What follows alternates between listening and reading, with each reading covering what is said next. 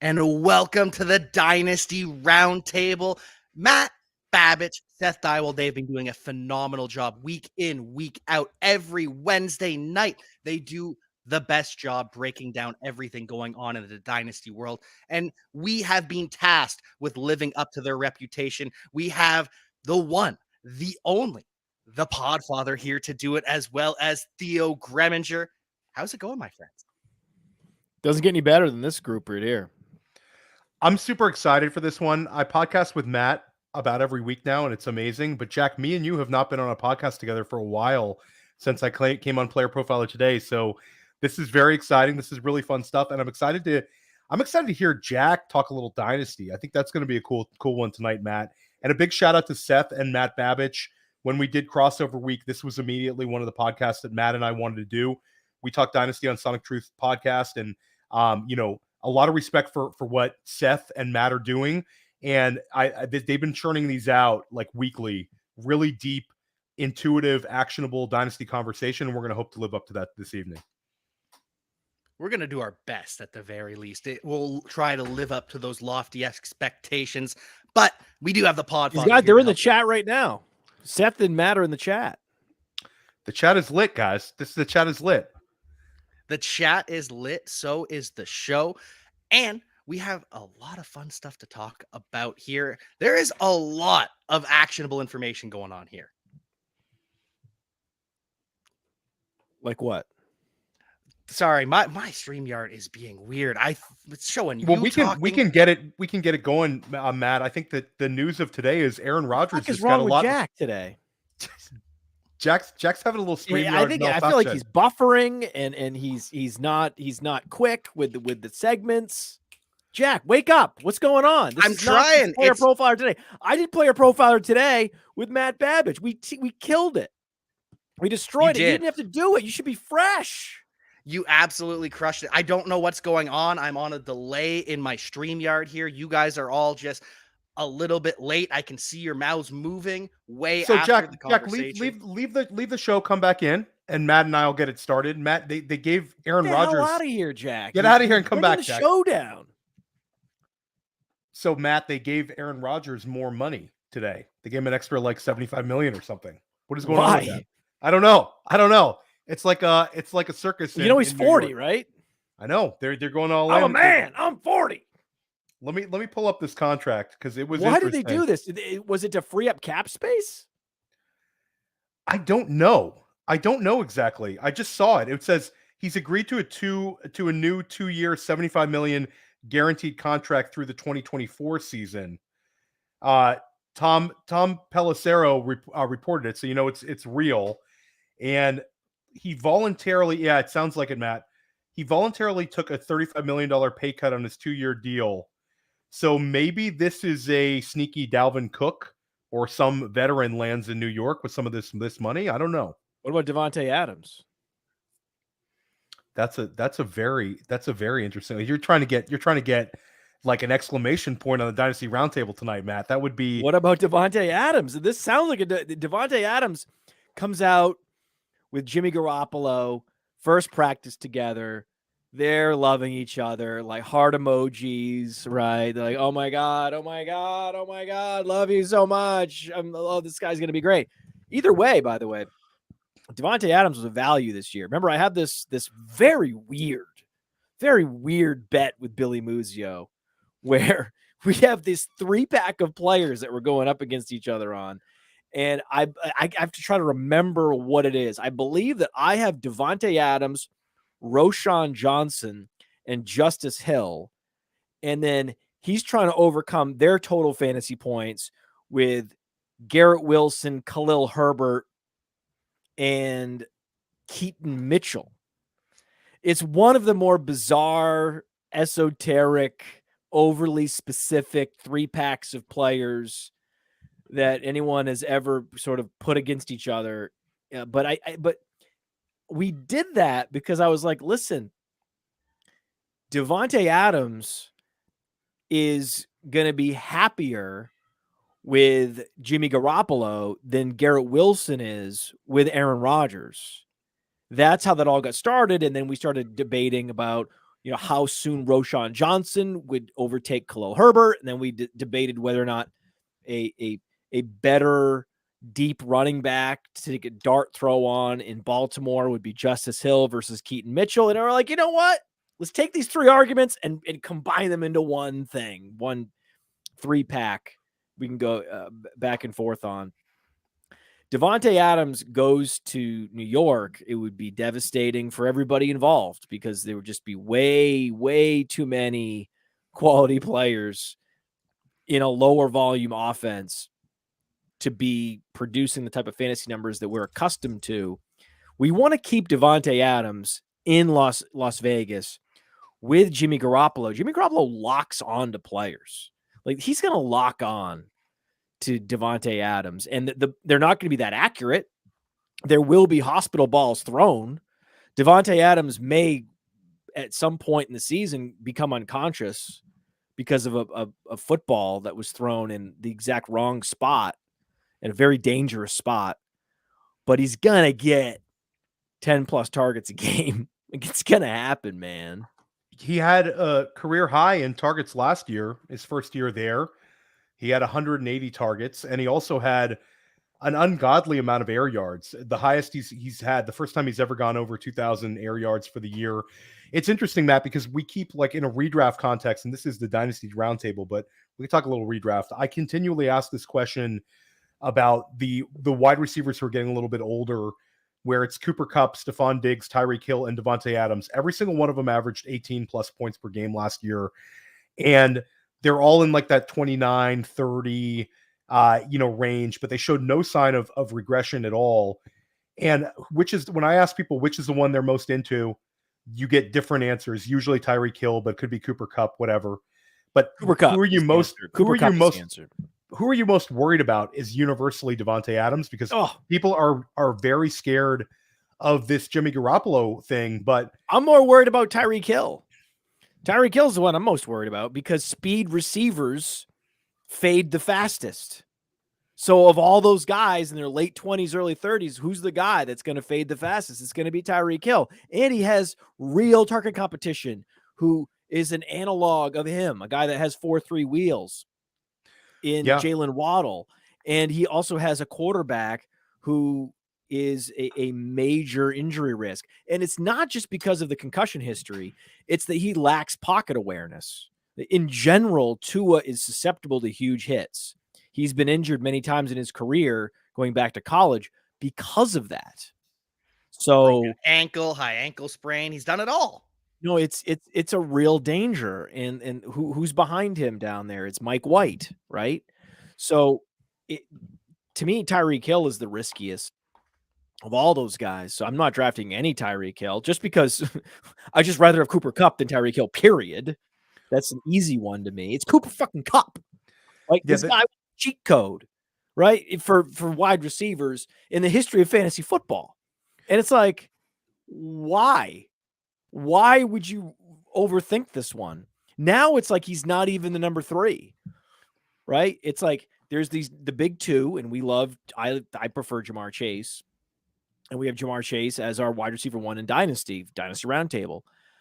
But after that, it should be Cooper Kupp locked in, and then the debate about Diggs or Hill or Adams. And I think that's a debate where most people are just like, oh, God, Adams, ew. Is that a Billy Muzio impersonation, Matt? No, Billy doesn't hate Davante Adams. No, I know he doesn't. He hates the situation. No, he does not hate Davante. No, he does not hate Davante Adams. He hates Jimmy G. He is traumatized. He hates Jimmy Garoppolo, but he understands the targets are coming. They're not going to be accurate. It's fine. Okay. And again, Aaron Rodgers is 40. Aaron Rodgers has been in decline for many years, and he's adjusting to his age by playing slower and slower and slower and slower. And he needs players to be in a certain place at a certain time on the field. He has blankies that he's brought with him in Randall Cobb and Alan Lazard. And he's out there practicing going, I don't know where the hell this guy's ever going to be, because Garrett Wilson is a notorious improviser. at the combine, Alex Dunlap said that he was one of the least precise route runners in the combine route running drills, right? These gauntlet drills, and that Chris Olave was the most precise. And all those that follow Ohio State say the exact same thing. It's like, yeah, these are two totally different players. You have an improvisational athlete, and you have this super precise metronome receiver in Chris Olave. They're very different. If it was Chris Olave, I don't think Aaron Rodgers is trying to take a pay cut. I don't think he's making cap room for them to go out and find a wide receiver. I think he's frustrated with Garrett Wilson. He knows that Garrett Wilson and Allen Lazard's not enough weaponry and horsepower to get them there, and that he has plenty of money in the bank. And he's like, go get me Davante Adams. I need my Davante Adams. The Lazard and Cobb blankies are not good enough. I need to surround myself with more blankets and safety blankets and childhood blankets and stuffed animals and all the things that I need to feel comfortable. It's your bet is really, it's funny because the Davante Adams second round this year in redraft, like when you get Davante around like 16 overall, it's so weird, Matt. This is his finishes. He's finished inside the top 8 now for 6 straight seasons in terms of points per game. And he's had 4 years where he's gotten 19 plus points per game, which is just like absolute fantasy legend. So it's, I think him and Garrett Wilson are both going to score a lot this year. I'll push back a little bit on you. I think Garrett Wilson is going to do well with Rodgers. I think he's just that talented a player. And like I think he'll do well. Will he do second round ADP? Well, fuck no. Get out of here. I think he will. I'd rather have Chris Olave. I think that's fine. If like Olave's right there though, Olave's gotten pushed up, and both those guys are who's going to have more targets this year, Michael Thomas or Allen Lazard? How many games is it Michael Thomas going to play, guys? He's going to play like 4 games. 4 games. Right, that's the question. I think Allen Lazard is going to have more targets. And when you do the target math and you do the pace of play math, it doesn't make sense. The Garrett Wilson just doesn't make sense. Especially when you have to choose between him and Amon-Ra St. Brown, who is just going to be fed over and over and over. Shut up. That's not even a question. Right? That's not even a question. That's not a take. Me saying even Davante Adams over Garrett Wilson isn't like a strong take. I have to go to Chris Olave, the guy I think that is the most plausible player to outscore Garrett Wilson. That's because they had similar college careers, similar college production. And I think that Chris Olave is in a better situation to score fantasy points because the Aaron Rodgers offenses have been the most overrated of the last 5 years. And he's only getting older. And if they bring in Davante Adams, I mean, just nuke the whole thing from a fantasy. If it's good, it'd be good for Jets fans. It's gonna be good for the Jets for sure. But for fantasy football, it's no way to be sustainable. One of those guys will probably get injured at some point, and then those will be great weeks for whoever's healthy. But it'll just Aaron Rodgers. How is anyone? I can't believe this is happening. Like, I just can't believe that we're not over Aaron Rodgers as a fantasy football community, that you think a second-year player like Garrett Wilson is going to revive Aaron Rodgers? Well, the Aaron Rodgers argument, though, is just the train wreck that we've had in New York. And I think that there's just a positivity with the Jets situation right now based on some of the horror show with Zach Wilson and some of the other quarterbacks. But it wasn't even Zach Wilson last year. It was a lot of Joe Flacco. Mike White. The majority of the games were started by Flacco or Mike White. And I was looking up and Mike White was throwing for 50 times. Right? You're not going to get a 50 attempt game from Aaron Rodgers. The guy goes up to the line of scrimmage. Okay. And he's like, down! Red 98! Red 98! Blue 50, blue 50. And it's like down like 7, 6, 5. He milks every second of every That's why he's always bottom 5 in pace of play. They don't run enough plays. He had 0 games with 20 fantasy points last year. 0. You can't score fit even when they're down huge. He plays so slow it doesn't matter.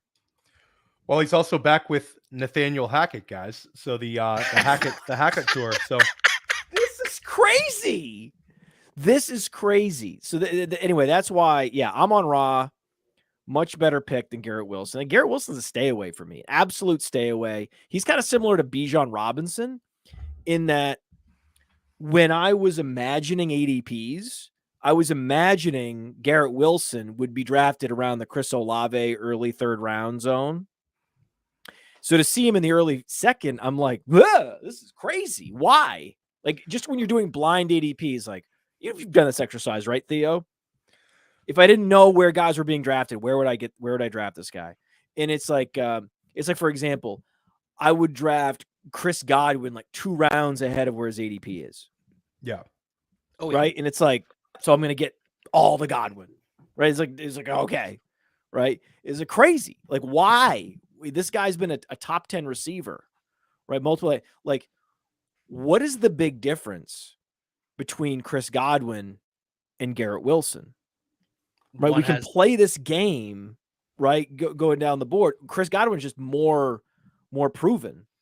Yeah, but Baker Mayfield has just ruined everything for everyone forever. There is no chance that any player attached to Baker Mayfield could ever succeed. But Aaron Rodgers, we're safe with Aaron Rodgers. Isn't a producer of fantasy points. It's just the craziest thing. It's the craziest surreal moment where you're just, are we drafting based on brand recognition, name recognition, fame, or are we drafting based on the cool, cold, clinical analysis of these players? So yes, so Garrett Wilson, I have Garrett Wilson on the block in Dynasty. Like in Dynasty, I have him on the block because, we've seen a lot of one-hit wonder receivers that were great as rookies and they just never were able to replicate it. And you're like, oh, well, but Zach Wilson. Yeah, the 6 games Zach Wilson played. Okay.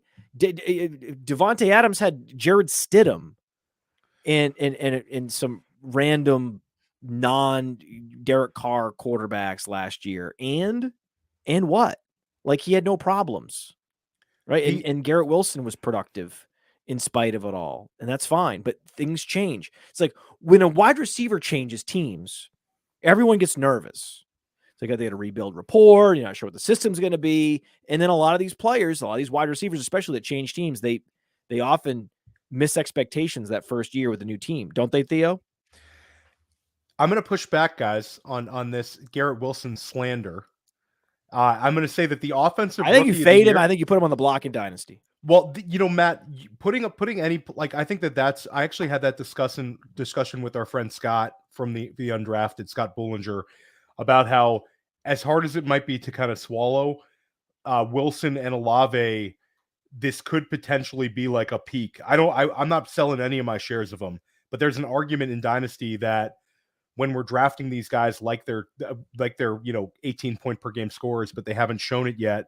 Yeah. Moving on from them is, you could probably get Jalen Waddle and maybe a little something else, because I think Garrett Wilson has leapt Waddle right now in a lot of Dynasty managers' minds. But I will say the offensive. I wouldn't even go for Waddle. You could go something much less than Waddle and also get a stud running back. Or get a stud tight end or get a massive quarterback upgrade. You can do so much. You can do so much good for your fantasy team by just selling at the peak. What is Garrett Wilson? Garrett Wilson, to get to the next level of the game, has to become Justin Jefferson, and that's just such a tall order, especially with Aaron Rodgers. And it's also the Jets. It's the Jets, guys. And the Jets is the goddamn Jets. The Jets can't have anything good. The Jets aren't going to – that's not going to happen. Garrett Wilson Nothing is going to have a smash season, guys. With the Jets. When was the last time the Jets were allowed to have anything nice? The football gods took Breece Hall away after 7 games.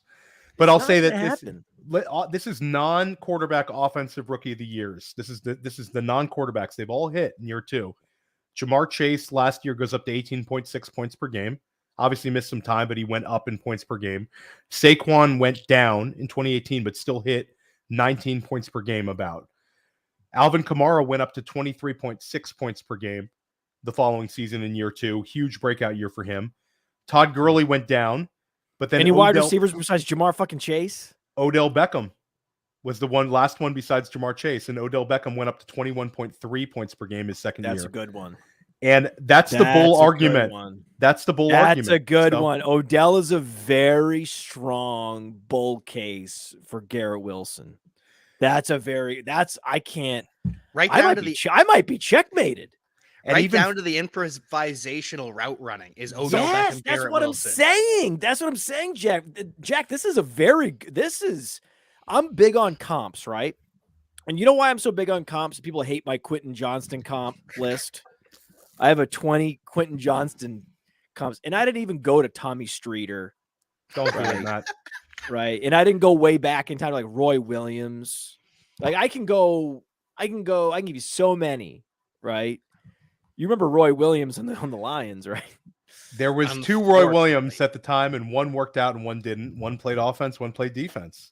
But the Roy Williams he didn't do anything until he went to the Cowboys, right? Yes. Right. He had to go to the Cowboys to finally break out. So anyway, the bottom line is when you are forecasting future production in any field, algorithms look at past comparables, past instances, past combinations of numbers in order to project forward. Okay. So when we have for instance, the breakout finder is broken by a handful of receivers that are so unique, like a Tank Dell, that we just don't have comps for them. And the numbers that it spits out are kind of gibberish. Because it's like I don't have a 5'5" receiver. You see what I'm saying? Like there's no analog to that player the last 30 years. So what am I doing here? I can't give you any data on Tank Dell. I can give you something that's really not that good. That's not that predictive. That's not that accurate. Whereas Michael Wilson, a guy that's 6'1", 215, it's got this treasure trove of dudes that it can access and be really good. But the problem with Michael Wilson is he played so few games per year that he becomes a weird one. But there's guys where it's very clear, with Quentin Johnston, for example, where it's like, hey, we have all these comps, and time again, when guys have this particular set of data, they bust. Or time and time again, when guys have this particular set of data, they hit. Right? And that's why I'm so obsessed with comps, because it is the best way to predict, especially young players. And so when you say Odell Beckham and he looks like Garrett Wilson, has the same size as Garrett Wilson, has the same play style as Garrett Wilson, has very similar college metrics as Garrett Wilson, a similar year 1 breakout in the NFL as Garrett Wilson, you're going to fucking checkmate me, dude, because that's the thing. That's the best way to beat me, is if you have if you could hit a square on the chessboard where it's a player that's in the Venn diagram of a comp, and I'm dead. I had to go back in time, Matt. I had to get the DeLorean out and get that one, but I want to steal a question here, guys. This is an Alan Soslowski question. And Matt, we missed this Sonic Truth Dynasty podcast today. It's going to air tomorrow right here on our YouTube channel. He had a fantastic fill-in hosts for us in Memphis Young and Jax Falcone, Scott Bullinger of the Undrafted. I cannot wait to listen to it. But one question Alan asked, and then Scott asked me when I was on Undrafted, is if there is a guy in the league right now, let's say we fast forward a year from now, let's say that a wide receiver has jumped Jamar Chase and Justin Jefferson, or perhaps they're in that same conversation, who would it be? Is there a guy that jumped out to you? Because my only answer was Garrett Wilson. If he comes out and has this Odell Beckham year 2 type year, then a year from now, we're talking about those guys in the big 3. I said I wouldn't bet on it. I think a year from now, Justin Jefferson and Jamar Chase are still going to be our top 2 ranked wide receivers in Dynasty on Player Profiler, and probably our top 2 ranked wide receivers in redraft as well. But I'm curious what you guys think. Who is the wide receiver that could break into the big 2 and make it into a big 3, or push one of those guys out of the big 2? Jackie, you want to take this one first while Matt thinks about it? I can take it, but I don't know if it's going to happen. I'm not confident. But if you think Garrett Wilson is a possibility, then you must necessarily think Chris Olave is also a possibility. They are the Spider-Man mirror image. They are the exact same guy. And Chris Olave probably playing in a higher paced offense this year. I know it's Derek Carr, but Derek Carr's been pretty accurate. He's been able to get the ball to guys at the very least. So if you think Garrett Wilson is, you have to also say Chris Olave. That being said, I don't think there's a chance either of them can do it. Oh, I think betting for Jefferson Chase makes the most sense. But I like Olave kind of, you have a great point with Olave. And Matt and we talked about how Derek Carr has continually elevated his number 1 target. Last year, Davante Adams. Year before, Hunter Renfrow. Probably the most shocking wide receiver 1 in maybe the last 10 years was Hunter Renfrow.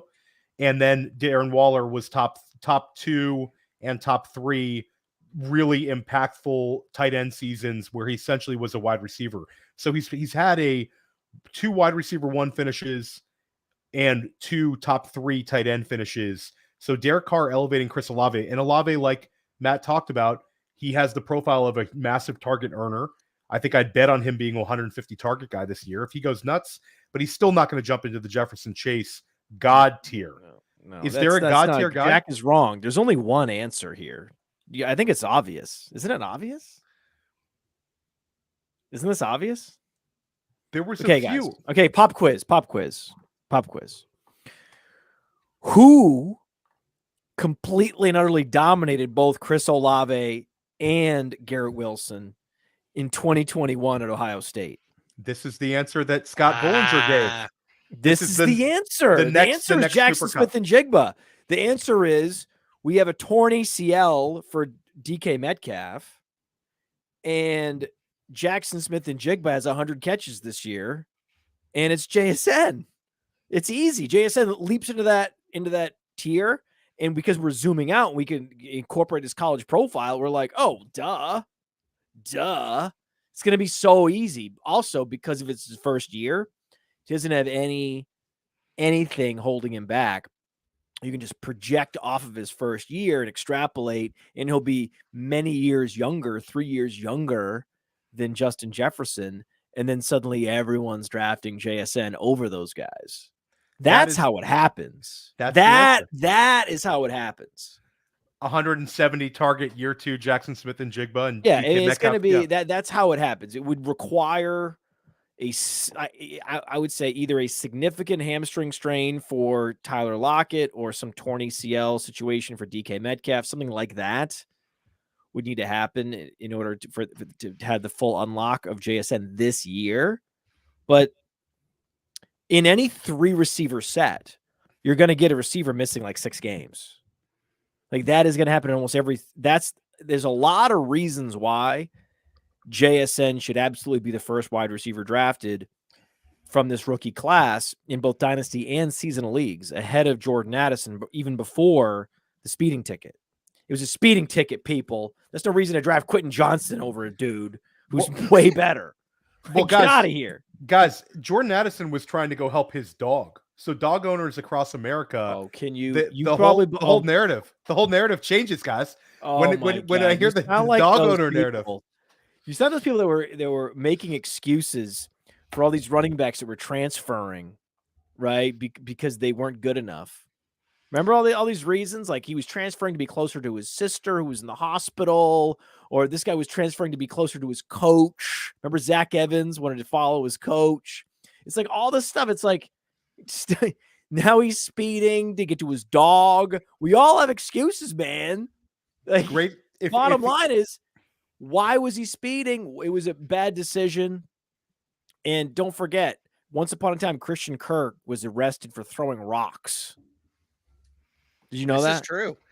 Wasn't it at the golf tournament, that Yeah. crazy one they have in Arizona, the Waste Management? Hammered at a golf tournament. He was throwing rocks at cars. Yeah.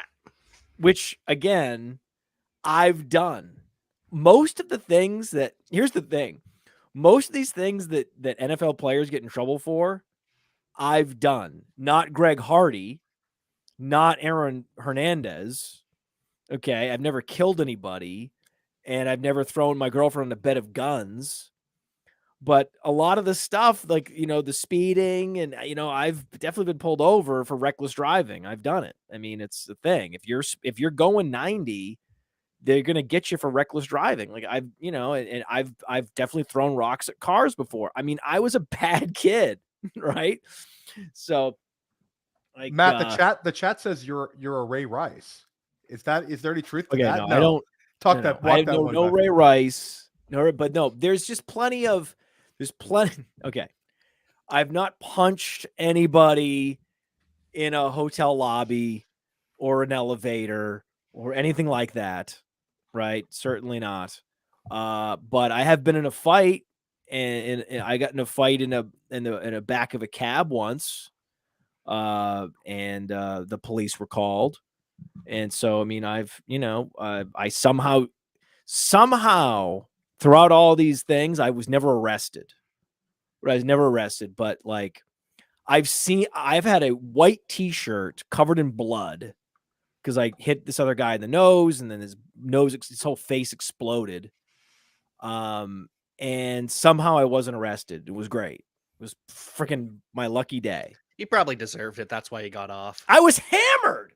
The punch father. Like, so again, some of these things are completely inexcusable, especially anything that's involving a domestic incident, right? Like I said, Greg Hardy, and anything involving murder, right? Of course. But like, I empathize with young men, being intoxicated, getting in trouble. Like, I've done that, right? So I'm not the guy. The bottom line is, I'm not the guy that's like judging from on high, like some of these other sportscasters and sports personalities like Skip Bayless, as if they, like, with this accusatory tone, as if they've never made a mistake, as if they've never been young and been in a state where they weren't fully appreciating the consequences of their actions. So again, this Jordan Addison speeding ticket, he just got into the pros and got a Ferrari.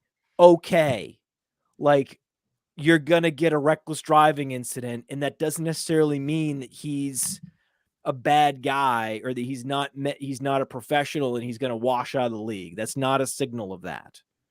All right. No, not at all. Jordan Addison, not at all. He's going to crush not it at next all. Year. Not at all. I love Jordan Addison, but he's not Jackson Smith in Jigba. Nobody is. That is the bottom line. Jackson Smith in Jigba was Marvin Harrison Jr. before Marvin Harrison Jr. You guys understand this? He's so good. So, but yes, Sam Babbage. Thank you, Sam. Yes, Sam Babbage. I was never arrested. That's thank God.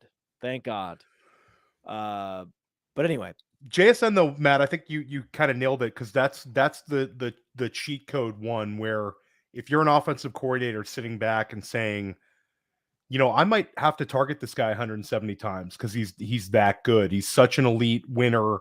And he's like the Cooper Kupp comparison. And I think there's a little bit of CeeDee Lamb to him as well, where, these guys are slot receivers coming in, and these NFL coordinators just lean on them. I mean, these guys want to keep their jobs as long as possible. And like you said, JSN was a guy that was out targeting Olave, out targeting Wilson, and Marvin Harrison and him were there. And Marvin Harrison didn't make his big breakout until, the following season. So I don't know. I'm all in on JSN. I have as much JSN as I can handle. I think that dynasty managers are really, really sharp with it these days, where You're we not don't going get to a discount. JSN. Yeah, we don't get a discount because of target competition. Have Like, you seen did you see any rookie drafts this year? Anyone selecting Quentin Johnston or Jordan Addison ahead of JSN in a rookie draft? Didn't exist. After the draft, I saw 1 or 2 Jordan Addisons, but it was rare, and the person got destroyed in the chat. As they should have. Now, Yeah. there's another potential candidate here. And that's just because this guy has like a Jerry Rice career path ahead of him. And that's Amon-Ra St. Brown. So the other guy that could break into this tier is Amon-Ra, because he's going to be in this up-tempo pass-first offense. They're going to be in some shootouts with the Bears, shootouts with the Vikings, shootouts maybe with the Packers, though the Packers, I think, are going to be a run-first, defensive-oriented team. So there's going to be some quick and loose games, right? If you look at the game totals, the one division that could challenge the AFC North for most shootouts is actually the NFC North, just because of the offenses are typically better than the defenses in this division, especially when you look at the Vikings, look at the Lions, I look at the Bears. Oh my. Only the Packers have a better defense than their offense, because Jordan Love's overrated already. I can't believe he's actually overrated, that people are jumping to conclusions with Jordan Love, but here we are.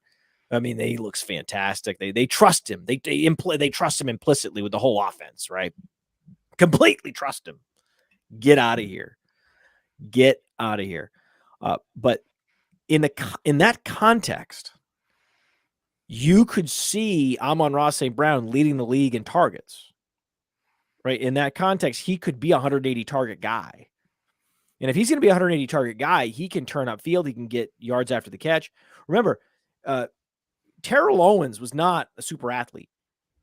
He was just strong and had that dog mentality and just wanted to rip people's faces off and just didn't care, right? The guy played through like a torn ankle in the Super Bowl.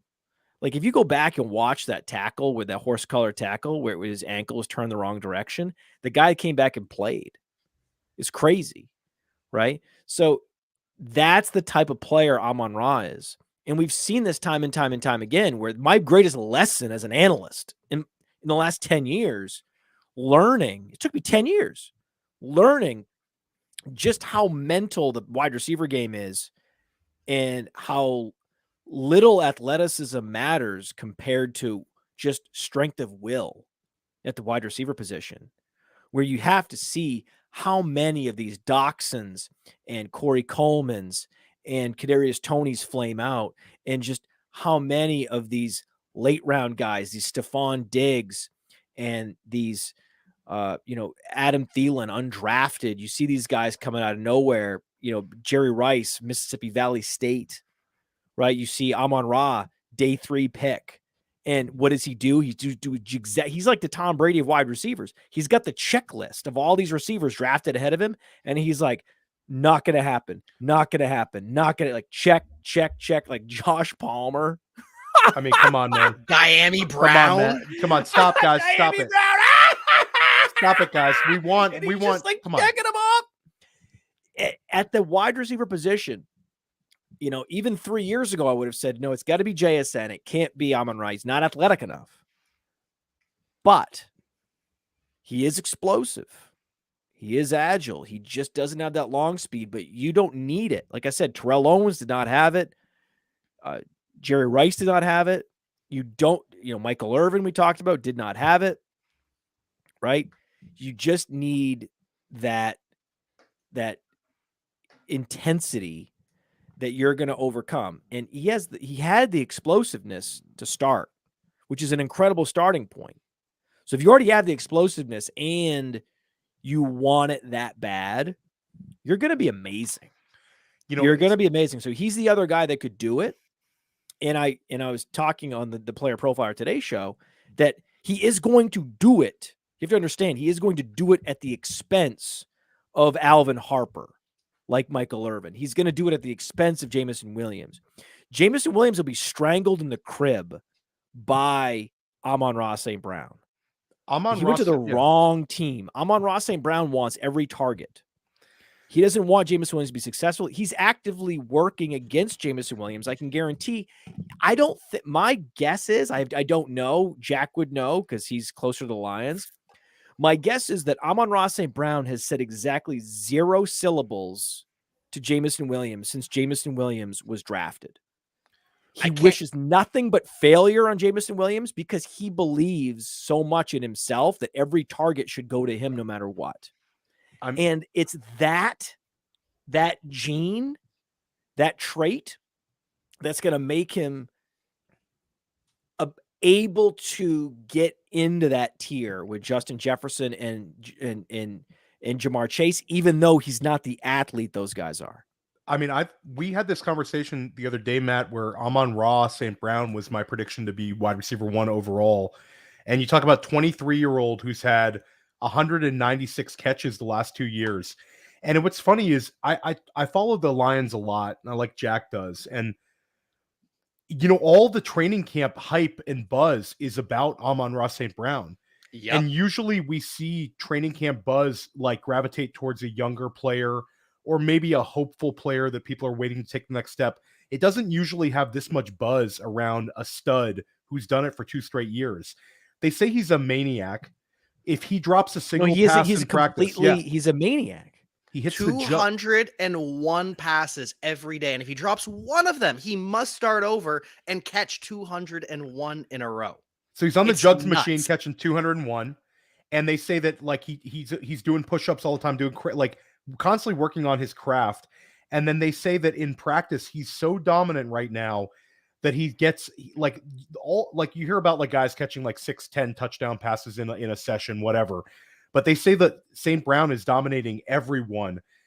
Like during these sessions. Why do you think Jameson Williams is not at practice? Why do you think Jameson Williams has a knee problem? Because he doesn't work as hard. He doesn't want to be there with this guy. No one wants to be there with this guy. Only guys like Khalif Raymond that are already fringy and they're just happy to be there want to be with this guy. And he's not threatened by Khalif Raymond. Right? The last thing you would want to be is like what happened is Chase Claypool a Steeler? Nope. Why is Chase Claypool on the Bears? Can you guys answer that question? Because you guys know why? He annoyed the coaches and they got a second round pick teammates because they drafted George Pickens. And George Pickens, I am sure of it, said 0 syllables to Chase Claypool and actively worked to destroy him until they all saw it coming. He probably went to his agent and was like, he's not reporting anymore. He can't work under these conditions, right? And so I'm sure Jameson Williams is like, I'm hurt. I can't do this. It's not happening. I can't be there with this guy. It's too annoying. He's terrible to be around. He's an awful teammate. He treats me like shit. He freezes me out. Right? He wants every target. He won't even let me participate in some of these drills. Like he's, who knows? He's like maybe giving me wedgies. I don't even know what he's doing. But I can guarantee he's making life very uncomfortable for someone who was probably coddled at Alabama because he certainly didn't do anything at Ohio State, right? He had that 1 year with Bryce Young, and that was and Jack. Sadly, I have news to report. Bad news. The Lions are not the front office we thought they were. They were a fraud front office. The first round, taking a middle linebacker and a running back was the death knell. Either Brad Holmes is a total fraud or Brad Holmes was subverted by Dan Campbell. One of those two have to be true. Yeah. Matt, which of those two things that you think is true? I genuinely think it's the second one. I think Dan Campbell got his guys. Because if you look at the rest of the draft, those were picks that we would make. Brian Branch, Hendon Hooker, small school linemen. Yeah. But he got subverted. And who got the valuable picks? Who got to pick the groceries at the beginning, it's a the problem. Premium aisle? It's absolutely a problem, but it'd be even more of a problem if Brad Holmes was completely incompetent and on top of it and couldn't make up for it later. But no, it is absolutely. If you're a Lions fan, this is what you want. You want it to be that Brad Holmes is saving the second half of the draft, is saving rounds 2 through 7 but they have to let Campbell do dumb stuff in round 1. It's the same thing with Jameson. I gave them credit. I was so in on the Lions that I gave them credit for the Jameson. But at the time, I was like, this is a weird pick. This is a field stretcher in the first round with one good season in college. And, I hate that. I really do. I want to see multiple years of production. And it was in the context of the Bryce Young offense, and it's impossible to put a big dominator rating in that context. I'm like, geez, this is really, he had to transfer. There's red flags here. I don't like it, but it's Brad Holmes. And then they come swinging, and then Campbell comes swinging in the first round with like linebacker, running back. And I'm like, oh, but I should have seen it the previous year. It was actually in play the previous year with this Jameson Williams pick. Total bust pick, terrible process behind it. And it's the surefire bust pick. If you have him in Dynasty, you have to get rid of him. You have to unload him now. You have to unload him now before his first game active. He doesn't play. Like, what do you think's going to happen with the 6th game of the year when he's activated and he's the third option, 4th option, and he does his customary 1 to 2 targets a game and catches no passes? What is going to happen if you don't trade him before that game 6, the first game back, and it's revealed to the world, though, this is a mega bust. This is one of the great first round busts. We haven't had one of these Corey Coleman style busts in a while in the first round. This is what Jameson Williams is, because he doesn't have any rapport with Goff, and he hasn't been in front of the coaches to say, hey, I'm doing great things in practice. Make sure you're drawing up plays for me. Make sure that I'm part of the game plan. He's going to come in after the suspension and be like, hey, guys, and no one's going to look up from their desk. No one's going to look up from their playbook. No one's going to give him the time of day. They're certainly not going to let him participate in with drills that Amon Ra's focused on. Amon Ra's going to be like, everybody get out of my fucking way, right? And he's just going to be this ancillary, Jalen Guyton style field stretcher that gets a target or two, and it's going to be embarrassing for him. It's going to be embarrassing for the team, and they're going to have to get rid of him. It's certainly, the window is still there, though, Matt. I think there's still some belief. I think you're right with that one, and you can pivot off. Well, you got to get rid of him. The beauty of Dynasty is you can get something for these guys. You could be holding on to like a sure bust, like a complete and utter zero in the league. A guy that's going to be outproduced by Denzel Mims potentially. No, don't go. I don't know. Don't go nuts there. Don't go nuts there, Jack. I wouldn't. I don't think I could. Matt, but here's what I would say. Here's what I would say. If we want to try to come up with some interesting comp, I believe fundamentally that John Metchie will double Jameson Williams' career production. Oh, career. Okay. Yeah, I was thinking this year. Career I can get behind. No, I think so. I think John Metchie was also in that Alabama offense, right? Very productive, prolific, right there with Jameson Williams, right? But John Metchie's actually a quality player. But Metchie actually, he's got some of that sort of Amon Ra to his game, and he put up whatever it was, 1,200 yards, 13. He had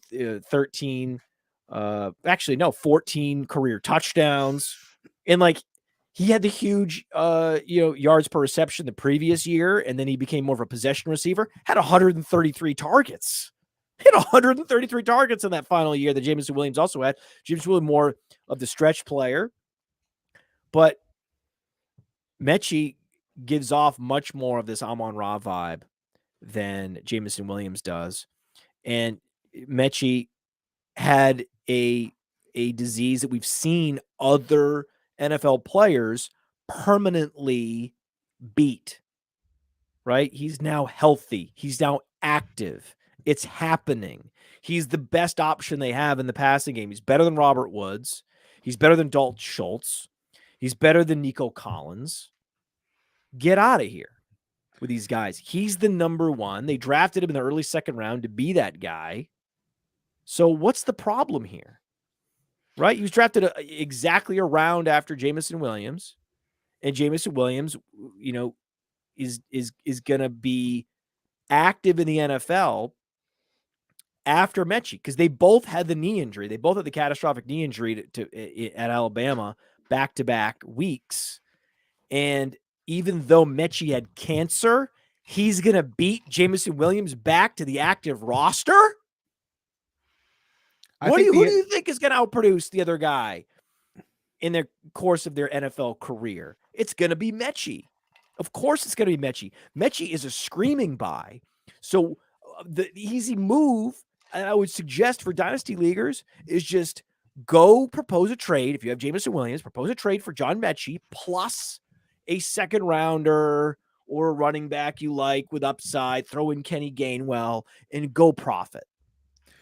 I think that the immediate threat in Detroit is, we believe in Sam Laporta.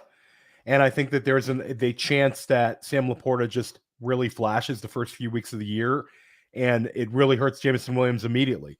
So Jameson, like the whole narrative that Sam Laporta is going to take a while to kind of get his feet dug in because rookie tight ends take a while. I don't know if that's going to be the case with Laporta.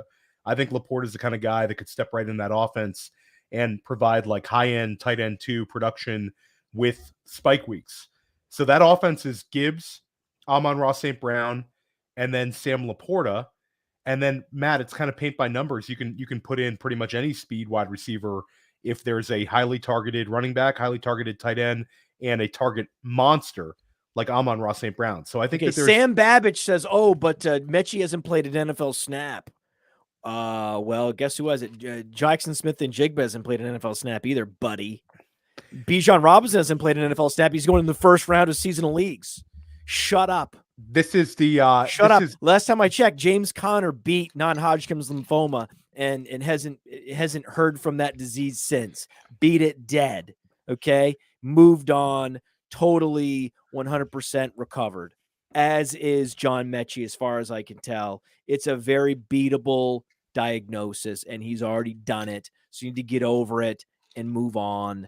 And what's better? I'd rather have a guy that has the benefit of the doubt of never having played an NFL snap, that he's going to be good, as opposed to a guy that did come back, played a bunch of games last year, and was commanding like 1.2 targets on a 20% snap share because they wanted to keep him fresh for special teams.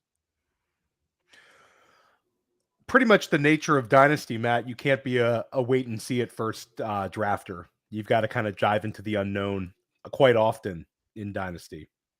Shout out to the Babbage family, though. Babbage family's really active in the chat. And again, there's always that guy, Jeremy Clark, trying to hold me accountable for, disparaging James Conner. And all I've ever said about James Conner is complimentary on how he absolutely and positively cured himself with the help of medical technology of non-Hodgkin's lymphoma. And I, this weekend, am participating in the Connecticut Challenge, which is a charity event, a bike ride. I'm biking 25 miles for cancer survivors. So after you've beat cancer, then you have to rebuild your life. And that's what the Connecticut Challenge helps people do. Love it, Matt. Love it, That's Matt. awesome. So, awesome. That guy with the comment there, right? Jeremy Clark, you need to eat that. You need to eat that in a big way.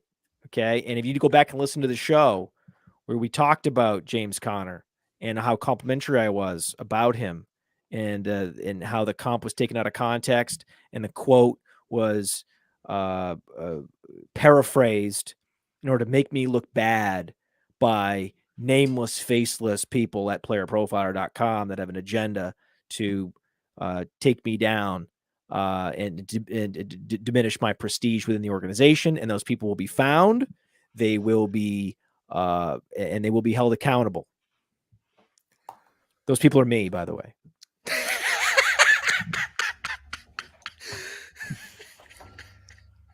Guys, we're reaching up here on an hour. This is bold dynasty predictions time, guys. I want to hear Jack Cavanaugh. What are your bold dynasty predictions for this season? You can go one or you can go several. Matt Kelly on the Sonic Truth podcast, as a little sneak preview, we're going to get Matt's thoughts on Tony Pollard before we get out of here tonight, because I think that's important for dynasty managers. Jack, take it away, man, because people know what we're thinking in dynasty. Give us a couple of your dynasty takes. Well, my biggest dynasty take that will surprise you. So I don't know if you've heard this, but Russell Gage, he didn't practice all off season. Not at all. Didn't practice at OTAs, didn't practice at minicamp, isn't practicing now. And I don't know if you've looked at the Tampa Bay Buccaneers depth chart, but the number 4 receiver, the guy that immediately slots in, is a 6th round rookie named Trey Palmer. And Trey Palmer is going to finish the year as probably a wide receiver 4 overall, but next year, because Mike Evans is going to be gone. The contract with Mike Evans, it's too big. They have to move off of it. So next year. Well, Mike Evans is also dust. Yeah. Well, that's another part of it. Are you drafting Mike Evans in any leagues? I have not, but I'm open to taking him when he falls to like the 8th round, Matt, because the 8th round. Seriously, he's falling to the point where he's a draftable receiver. Yeah, he's a joke. Spot. If you unzip the back of his jersey, just dust would just. And he's one of the dustiest players I've ever seen. I mean, I'm on the Godwin train, though, guys. Godwin is such a machine. I mean, that's the thing. What's not factored into Godwin is like oh my God. Godwin's got multiple big years to come. He is the best value in Dynasty. When I look at other Dynasty rankings, I see where they have Godwin versus we have Godwin at PlayerProfiler. Get our Dynasty rankings. They're the best, by the way. Get Theo, me, Dario. We all collaborate on these Dynasty rankings, but plus there's all the machine learning that we do for the lifetime value ratings. It's incredible. And Godwin, he's going to have at least 3 good years coming up. And next year will be no Mike Evans, but he will have stretching the field, giving him more room to operate. Trey Palmer! Woo! Yeah, Trey Palmer is going to be a wide receiver 3 next year when they have a new quarterback too. Mike Evans gone. It is all lining up for Trey Palmer to smash this year and be drafted as wide receiver 3 next year. How did he fall so far in the draft? He's got blazing speed. He runs a 4.3, one of the fastest wide receivers in the draft. He transferred from LSU when they were just an apocalyptic post Burrow offense.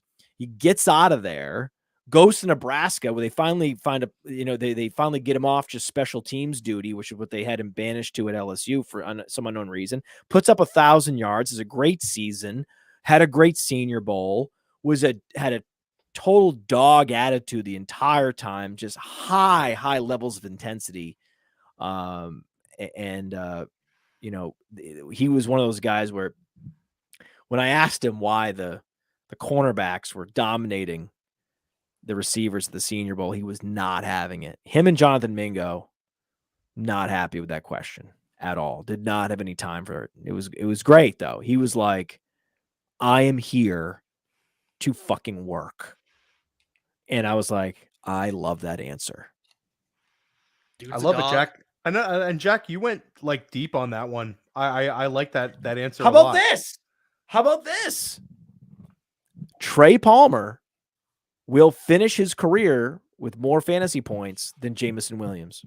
Easily. Easily. Guys, John Metchie is going to blow him out of the water. 5x. But Trey Palmer will outscore him. Guys, you're going bold tonight on bold predictions. If you're not putting Jameson Williams on the block tonight, then I would suggest maybe not listening to this show ever again. And I can say that because I'm not the host. It's crossover week. There you go, Matt. Jameson Williams, I moved a few shares. I had a Jameson Williams. I got the 112 and the 201 in a very high stakes FFPC league during the rookie draft. And I ended up with Kendre Miller and Sam Laporta out of that trade. And I feel pretty good. FFPC tight end premium? In the tight end premium FFPC streets. And the guy had a loaded team and he had a ton of picks. And this is his stash, is Williams. And that was a good trade I made. And then I made a trade where I got the 107 and I think a third, and I turned that into Dalton Kincaid in the tight end premium streets. And you know how high I am on Kincaid. So I was able to turn Jameson into those guys, and I still have a Jameson share here or there, but certainly money-wise, a ton less. I have one share that I'm going to hold on to just in case, but that's the move, Matt. I think, at least you've got to trim a ton of them, because more likely than not, the writing's on the wall. It's a beating. What do you think's going to happen? We know we can't surpass Amon Ra, right? So you're talking about a ceiling case of Alvin Harper, but that's not how it's going to work. It's not going to work out that way. Will Fuller Harper is the bull case. The bull case is Will Fuller at this point. A guy that doesn't do a whole lot in his younger years. Time to time. Listen, I'm making the bull. What did anyone ever get for Will Fuller in Dynasty that was worth a damn? It was more of the usable. You had the usable season. You had the big year where then he gets suspension, but he had a really smash season going, and then the NFL took him away because of the PEDs, and that's the bull case. Jameson Williams has another suspension coming, a later career suspension coming, like Will Fuller. I don't know if it's going to be PEDs. I don't know if it's going to be gambling again. I don't know what it's going to be. I just know that these red flags surface, and it's a rare thing. Again, it can happen. Christian Kirk throwing rocks and Jordan Addison speeding, things that I've done. Sometimes it's just reckless youth and they move on and they mature and they're fine. Sometimes not, though. Right? And by the way, Snowman's in the chat saying, but it was over 100 miles an hour. Do you realize how easy? You've ever driven a Lamborghini, bro? You know how easy you can go over 100 miles an hour? Like, what are you talking about? I've driven over 100 miles an hour. Like, I rented, get this. You're not going to believe this. When I went on a fishing trip in Texas, and I decided to use the Turo app. You've heard of the Turo app? Yes, we know the Turo app, Matt. Yeah, from our Kansas City trip. It's like, because I use the Turo app. Yeah, exactly, because I'm the Turo guy. So you can rent someone else's car, right? It's just like Airbnb for cars, right? And so I rented a red Corvette convertible, and I was it was that we were going out into the rural areas for this fishing trip, and it was like a straight in Texas. There's like 3 lanes. It's straight, and there's no cars. And I'm like, well, I'm going 110 here, easy, and it's not even a big deal, right? And so, like, get out of here. Yes, if I got pulled over, it would have been reckless driving. And you know what? I'm not necessarily the most law-abiding citizen in the history of this country. There's plenty of people that are better at following rules and regulations than I am. Once in a while, I find myself on the wrong side of these things. And I've been very lucky in my life that I have, whenever the law enforcement individuals have had a talk with me, that they've said, I guess you're cool. I guess you're okay. So, guys, we got to wrap it up pretty shortly because the GOAT District's about to go live. But, Matt, give us your bold Dynasty prediction. I'll give you a quick one for me. Joe Burrow leads the NFL in passing touchdowns and MVP. And at the end of the season, we're talking about Joe Burrow moving up 2 spots at least in Dynasty. Not a huge prediction, but that's mine. Not as bold as Jack Cavanaugh's Trey Palmer, but I'm going to say go get yourself some Joe Burrow in Dynasty. He's going to absolutely smash. This is his season, hitting his peak. He's 26 years old. This is it for Joe Burrow. Matt, give us your big Dynasty prediction to take us out. Yeah, Garrett Wilson's not going to be a top 10 Dynasty receiver after this year. Yeah, because he's going to get crowded out. There's plenty of guys that can crowd him out. You got JSN can crowd him out. Olave's already up there in the top 10. Davante Smith's already there, right? It doesn't take that much, actually. It takes a good season from Christian Watson, right? Amon Ra, Jalen Waddle. The top 10's pretty crowded, right? It actually isn't that big of a leap for Garrett Wilson to take a major step back. And the next thing you know, you're like, oh, yeah, he's got another year with Aaron Rodgers. Then it's open-ended who the quarterback's going to be. And like, this was a nightmare season for him. And so it's actually quite straightforward to imagine him slipping out of the top 10 and everyone thinking, oh man, like what happened? Right. He could flip. You could even see someone like, George Pickens jumping up and picking him off. Right. And George Pickens kind of them having flip-flop seasons, him having the season Pickens had last year, and then Pickens having the season he had last year. Like, these are all things you can see in your mind's eye. If you close your eyes and you think about it, these are things that you could see happening because it's Aaron Rodgers and it's the Jets. And this is just not a good fit for Garrett Wilson. And you, in Dynasty, you should absolutely be putting him on the block and seeing what you can get back. Guys, this was awesome tonight. Stick around with us all week long for crossover week. Matt is going to be appearing on Trade Gods, which is super cool. Tomorrow. That's tomorrow. Matt, what time are you guys dropping that one? Whenever 8 or 9 o'clock. I think 8 o'clock. Like the same as this one. Past 8 o'clock, I get pretty tired. We're gonna put that social media. I'm old. That's gonna be really fun. Right, I'm to old. See I'm Matt. not. I'm not seeing the inside of police cruisers as much as I used to. There is no 2 a.m. for Matt Kelly, guys. Yeah. But guys, stick around tomorrow. The Sonic Truth is going to drop. I'm pulling up the schedule now. Sonic Truth is going to be dropping tomorrow at 5 p.m. First Class Fantasy is going to be on tomorrow at 3:30. Billy and I are drafting right after this in about 15 minutes.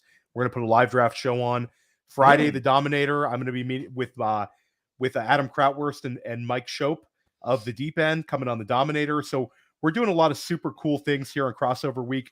Hopefully you're getting exposed to a couple of voices maybe you haven't heard and seeing some shows you haven't heard. And I think that it just shows how deep we are at Player Profiler and how much quality content we have. And this was awesome, man. I love chopping it up with you guys here on the Dynasty Roundtable. Tune in every single week for Seth Dywald and Matt Babich, bringing you some of the best takes in Dynasty, really going deep, bringing you deep Dynasty discussion that's going to help you win all season long.